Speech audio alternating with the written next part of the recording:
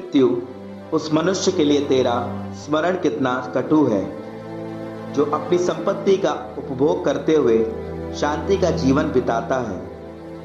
उस निश्चित मनुष्य के लिए जो अपने सब कामों में सफल है और जिसमें भोग विलास करने की शक्ति रह गई है।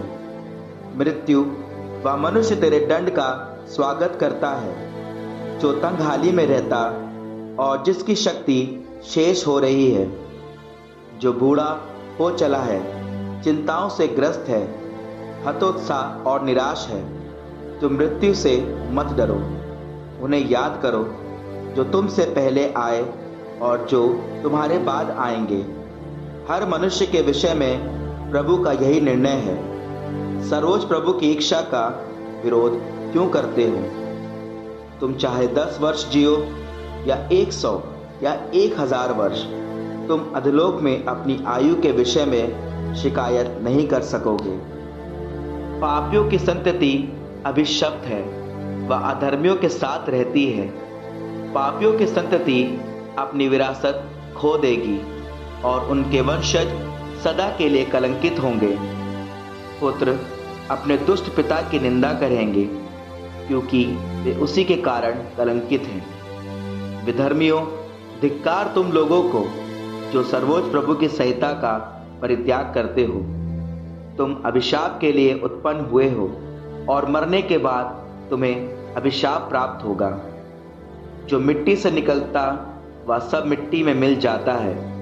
इसी प्रकार अभिशाप के बाद दुष्टों का नाश होता है। मनुष्य अपने शरीर के लिए शोक मनाते हैं, पापियों का अपयश सदा बना रहेगा। अपने नाम की रक्षा करो क्योंकि वह सोने के हजारों कोषों की अपेक्षा अधिक समय बना रहेगा। सुखी जीवन थोड़े दिनों का है किंतु सुयश सदा बना रहता है।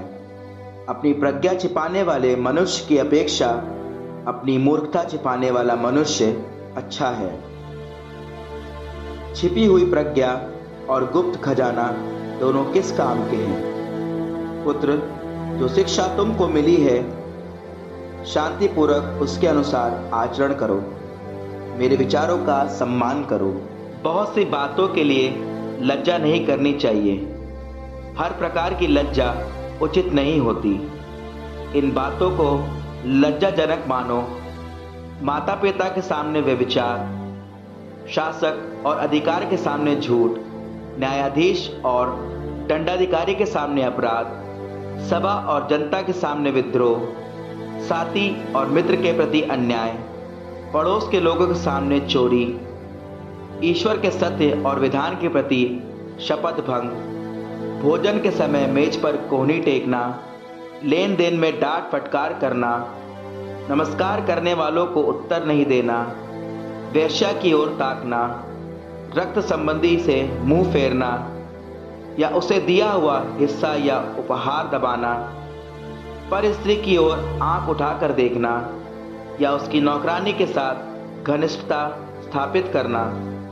तुम उसके पलंग के पास पैर मत रखो। मित्रों को डांटना, दान देने के बाद फटकारना,